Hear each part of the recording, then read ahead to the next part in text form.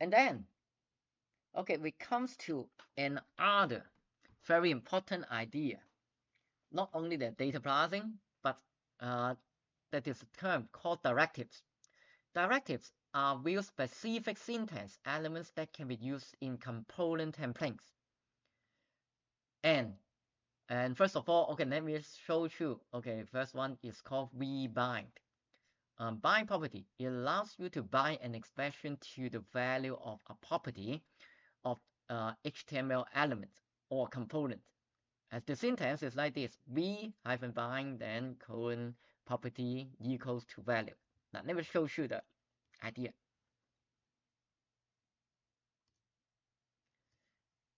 Okay, on this v-binding.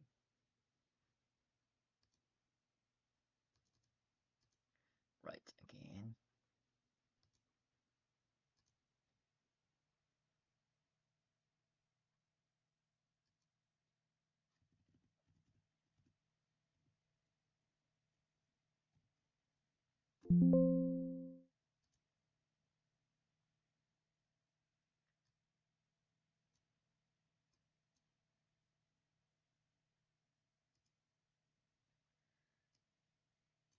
Okay, here is this the page, right?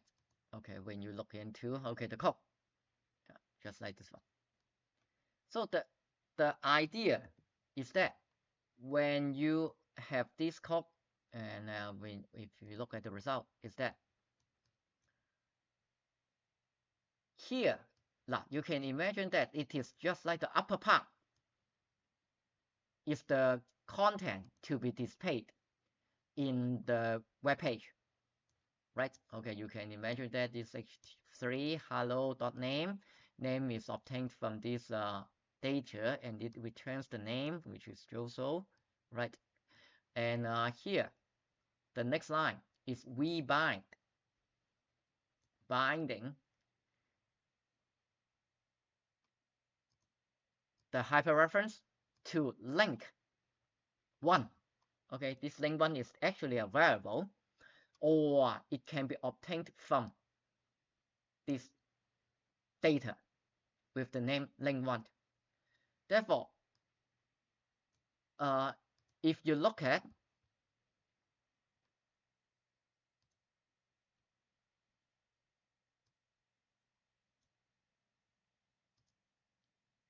the actual content,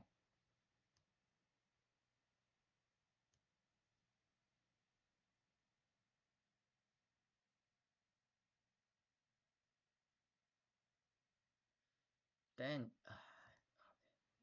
use of the source.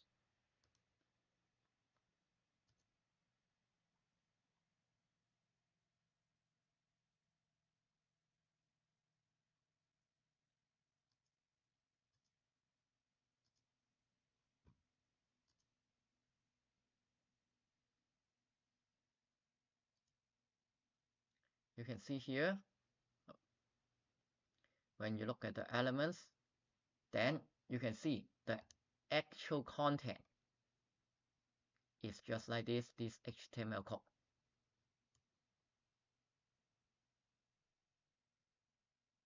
Right.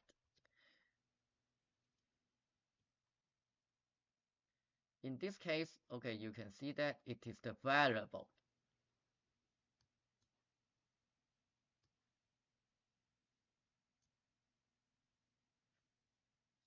This link 1 is actually the variable here, that you don't need to make use of the double curly sign, right?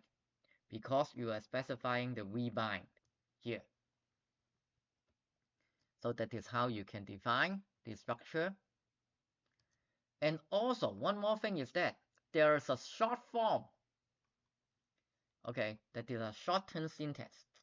You don't need to explicitly write down vbind, but instead you can just use semicolon, colon, not semicolon, it's colon. Yeah, directly. Okay, use it in front of this hyperreference, then directly mentioning it is linked to, then it is actually linking to this one, right? This link.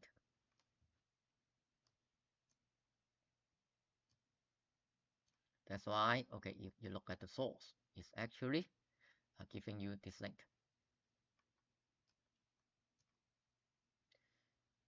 That is first directive. And then the second one is the if directive. If directive, okay, you can imagine that it is very useful and in terms of the content control. So it means that we can have conditional rendering to show different messages depending on some of conditions. Okay, you can imagine that. Okay, that is finally used in different languages.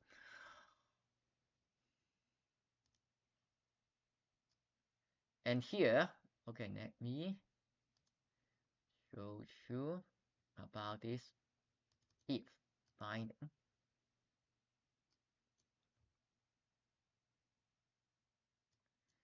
So I save it as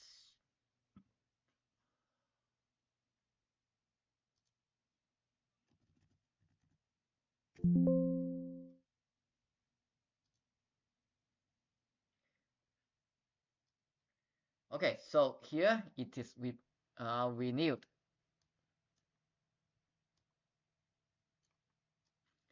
and you can see that this if status is showing this line, right? So this data structure has status active, right? If it is active, then show this line, right? Therefore, it is shown as active. And if you look at the HTML code, it is showing this one. So how about if I change it to pending?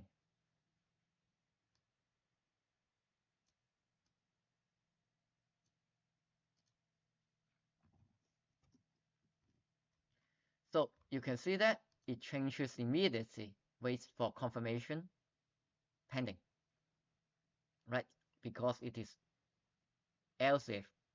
And the syntax is v-if, v-else if. And how about the else? Okay, nothing match. Then I can just type anything.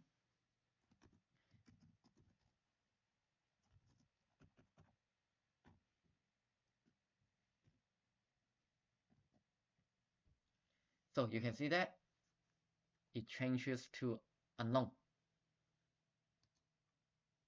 right? Status unknown.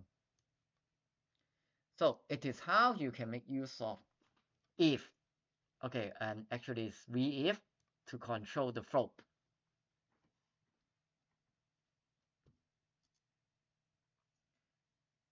So that is what you need to learn about it. And after that, we can go to for loop. Okay, just like for each. And this time, you can see it is, you can imagine that, like you can look into this code. And in the data, it contains a list of interests. Okay, so S, okay, it's for you to recall that it is actually a sort of an array. And then the interests contains three elements, right? Soccer, music, or movies.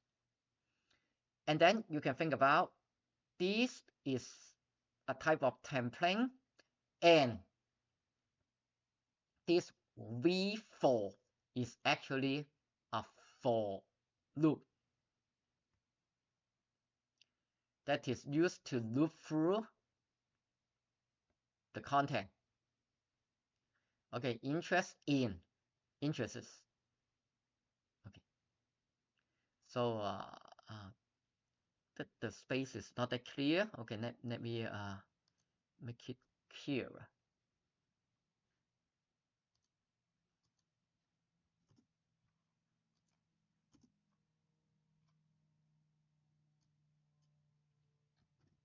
If you look at the VS Code, then you can see that if we make use solve this for?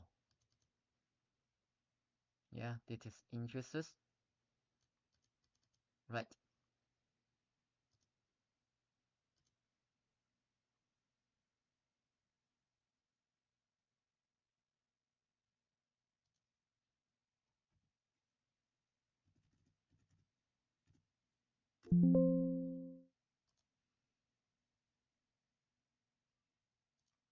And then the content is updated, right? Okay, so remember all this to the client side is only HTML code.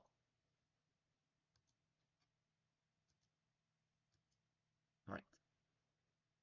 It is an order list. Okay, undoubtedly, okay, you can make it as order list, right?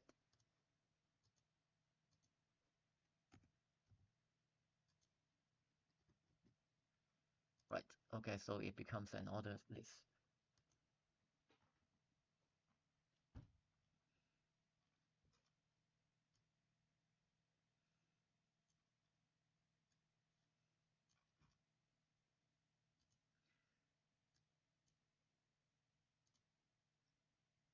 Okay, so it is about the control. And also, there are some event listener. Okay, you can use it to making use of free on. It's just like to tell what is happening or using a toggle status, right? In a form. Okay, let me show you.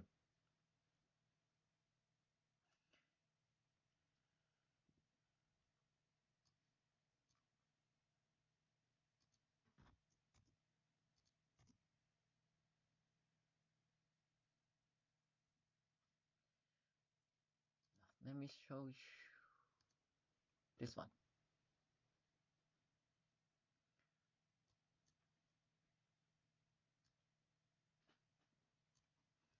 Okay, you can see that the form first. Okay, so that you know what's happening.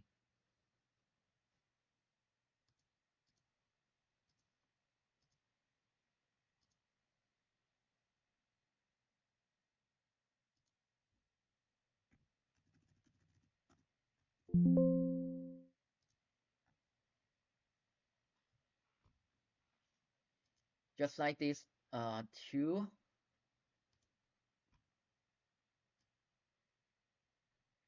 just like this two lines. It actually gives you two buttons. They're actually doing the same thing. Okay, no difference at all. But just want to let you know that now here, this button is actually associated with this V on click, and then it's changed to pending. Why is it so? Because when we make use of this click, okay, on click, it trigger the toggle status, this method, right? So it would change this status, this variable status. Okay, from active, if it is active, it will change to pending. Right? And if it is not active, it changes to active, right? Okay, you can understand the logic. It's not difficult to understand. But what you will see is actually this method is being called. When it is called, then the variable like this data can be manipulated. You can change the value and with the values. So it is something that we can use this sort of event. And also you can, again, this is a short form doing exactly the same thing. Okay, on V on, and it is at sign, that is at click. At click. Okay, then something will be happening.